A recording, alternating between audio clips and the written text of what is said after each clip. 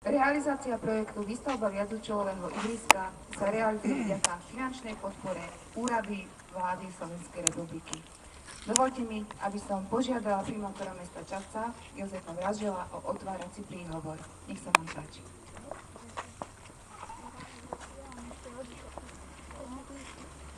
Ďakujem pekne. Vážené dámy, vážení páni, ja som veľmi rád, že sme sa tu spoločne stretnutí a ďakujem, že ste prišli. Chcem poďakovať všetkým, ktorí akýmkoľvek spôsobom prispeli k tomu, aby sme mohli v našom meste aj tento rok otvoriť niečo, čo je pre našich občanov nutné a potrebné. Som rád, že toto najväčšie sídlisko má dnes polifunkčné ihrisko. Budeme robiť všetky preto, aby sme si ho chránili, aby sme toto ihrisko mohli obdivovať takto aj o 2, o 3 roky v takomto perfektnom stave. Preto by som rád vyzval občanov, detí, pedagógov, našich zamestnancov, mestskú políciu, aby dohliadali na toto dielo, aby dlhodobo slúžilo všetkým obyvateľom nášho mesta. Ďalej chcem poďakovať aj autorovi, teda dodávateľovi, ktorý samozrejme toto dielo musel postaviť. Veľmi rád by som konštatoval, že v našom meste budeme takéto ihriska otvárať aj ďalej. Len nedávno sme otvorili ihrisko mestskej časti Čadečka. Dodnes sa z neho tešia všetci obyvateľia a viem, že aj z tohto sídliska už chodia niektoré športy hrať do Čadečky. Po druhé sa deti už tešia, že keď si možno dnes tak až naozaj nezahrajú, ale už sa konečne postavia na to ihrisko, lebo to je to predovšetkým pre nich. Ja som veľmi rada, ako povedal pán primátor, že v Čadci v týchto ostatných rokoch je čím ďalej viac takýchto príležitostí, slávnostných, ale zároveň radostných, kedy niečo otvárame, niečo odozdávame obyvateľom.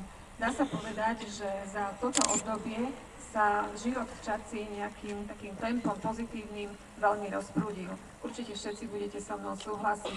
Teda nie je to len to ihrisko, ale je našim cieľom, aby Čadca ožila a stala sa to, čo nazývame dobrým miestom pre život obyvateľov. Žiaci, študenti, športovci. Keď nedávno bol na návšteve predseda vlády Slovenskej republiky, pri slávnostnom odovzdávaní zrekonštruovaného gynekologicko-pôrodníckeho oddelenia tu v Kysuckej nemocnici, ktoré bolo zrekonštruované z vlastných zdrojov Žilinského samosprávneho kraja, pretože táto nemocnica nám patrí, tak som ho rovnako požiadal, že keby mohol prísť na otvorenie tohto ihriska. Bohužiaľ nemal možnosť prísť, pretože má iný program a nedá sa stihnúť viacero akcií. Požiadal ma, aby som vás pozdravil.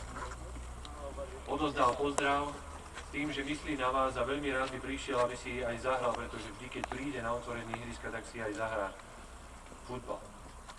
Ja musím pri tejto príležitosti poďakovať predsedovi vlády Slovenskej republiky, pretože to bol práve on, ktorý prišiel s touto myšlienkou a myslím si, že aj veľmi priaznivo naklonený práve nášmu kraju, pretože z tých 250 ihrisk, ktoré sú už po celom Slovensku dnes postavené, takmer 50 už je v našom kraji.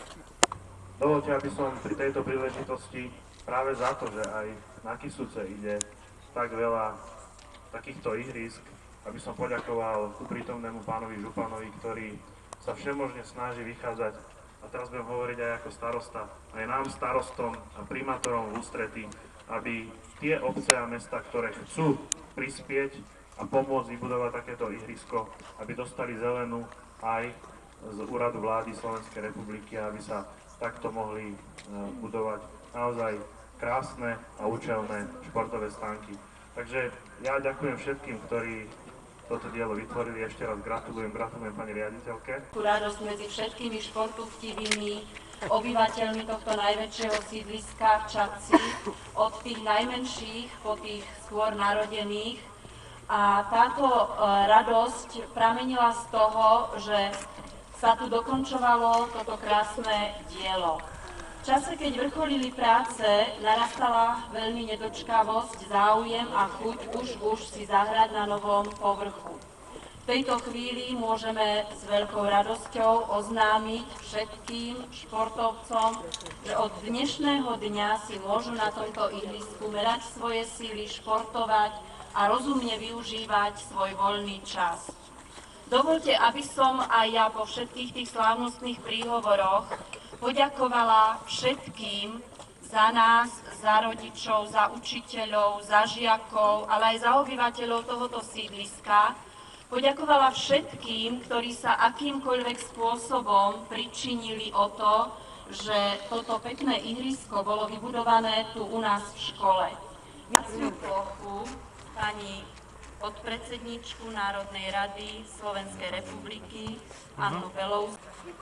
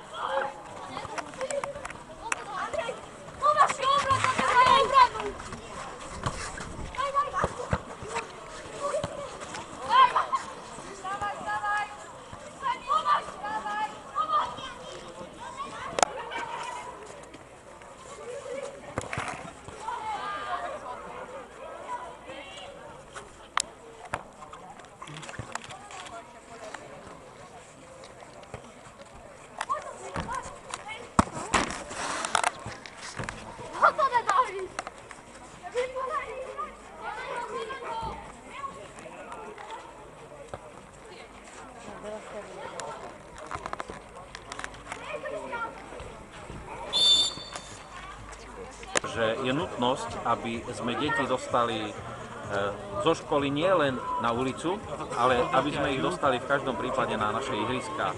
Aby sme dostali aj dospelých na ihriska počas víkendov, počas dní, ktoré sú voľné a aby ľudia využívali tieto ihriska na šport.